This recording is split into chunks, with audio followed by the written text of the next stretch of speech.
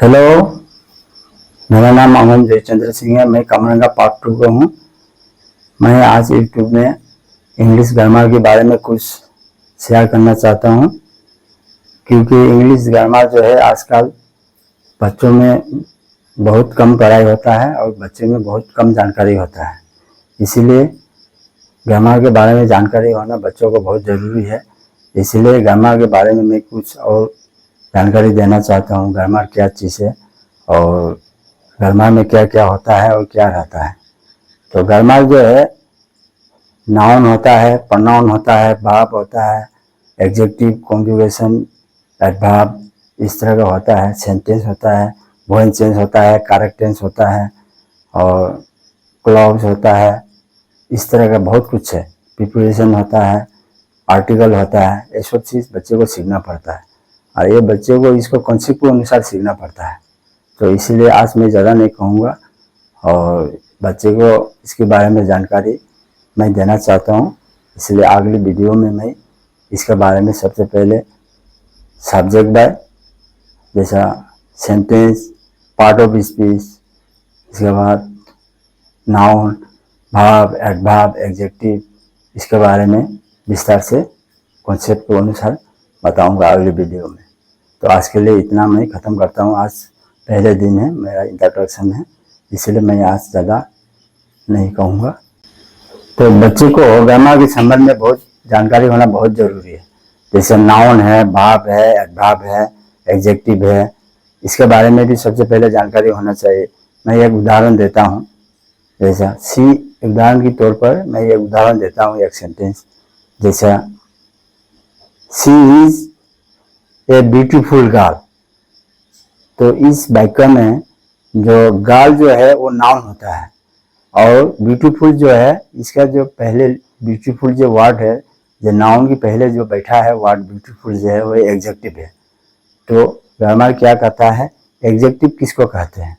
Noun के सामने बैठ करके जो शब्द, जो वर्ड नाउन के पहले बैठ करके नाउन को जो क्वालिफाई करता है, नाउन के बारे में कुछ कहता है, उस शब्द को एडजेक्टिव कहते हैं।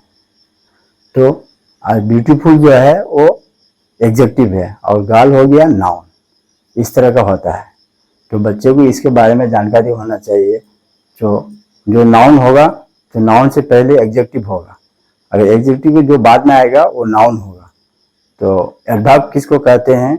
एडवर्ब जो है इसका काफ़ी डिफिनीशन है, बड़ा है। एडवर्ब जो है भाव की जो क्वालिफाई, भाव को जो क्वालिफाई करता है, भाव जो भाव होता है उसकी पहले जो भाव वाट शब्द की पहले जो बैठता है शब्द जो है वो एडवर्ब कहता है। तो एडवर्ब जैसा यहाँ बोर्ड में लिखा हुआ है, तो जैसा बोर्ड में तो अभी नहीं आ रहा है फिलहाल, तो मैं एक उदाहरण के तौर पर बोलता हूँ। I don't write a letter. तो यहाँ है I do not write a letter. तो राइट ए लेटर जो है ये है आर्टिकल है और लेटर हो गया नाउन। तो नोट हो गया है एडवर्ब है। तो आई डोंट राइट क्या है? राइट जो वर्ड है वो वर्ब है। तो वर्ब के आगे जो पहले वाला बैठता है नोट, NOT, नोट जो वर्ड है वो एडवर्ब है। तो लोगों को पता नहीं चलता कि नोट जो है इसका पार्ट ऑफ स्पीच क्या है। जो नोट जो है ये पार्ट ऑफ स्पीच इसका एडवर्ब है। और जैसा नो जो वर्ड होता है वो एडजेक्टिव है। आप लोगों ने देखा होगा जो पेट्रोल पंप में बहुत लिखा रहता है नो स्मोकिंग। जो नो जो है वो एडजेक्टिव होता है और स्मोकिंग जो वर्ड है वो नाउन है। तो नाउन नो जो है जो स्मोकिंग के पहले बैठा हुआ है नो, इसलिए वो नो जो है एडजेक्टिव है। तो आमतौर पर सभी को पता नहीं रहता, कई बोलता है स्मोकिंग जो है भाव, लोग सोचता है भाव है, एक्चुअली ये एडजेक्टिव है। तो इसके बारे में भी है, अगली वीडियो में बताऊंगा ये कैसा एडजेक्टिव है।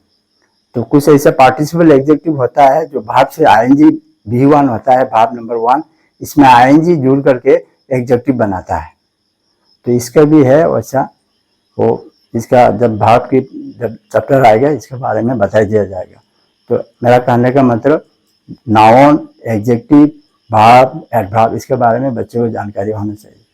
तो पहले तो इसके डिफिनीशन बारे में मालूम होना चाहिए। एडजेक्टिव का डिफिनीशन क्या है नाउन का डिफिनीशन किया है, एडवर्ब का डिफिनीशन किया है।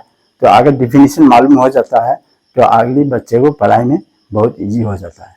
तो कोई भी सब्जेक्ट, कोई भी पढ़ाई होता है, इसके पहले डिफिनीशन के बारे में जानकारी होना चाहिए। इसके बारे में डिफिनीशन, अगर डिफिनीशन मालूम हो गया तो इसका आधा जानकारी वो हासिल हो जाता है। तो इसलिए आज ज़्यादा नहीं कहूँगा, तो मैं यहाँ ख़त्म करता हूँ। और थोड़ा इस वीडियो को सब्सक्राइब कर लीजिएगा अगली, ताकि मैं भी इच्छा से पढ़ा सकूँ, इंटरेस्ट से। तो आज ज़्यादा नहीं कहूँगा, मैं यहाँ ख़त्म करता हूँ। जय हिंद।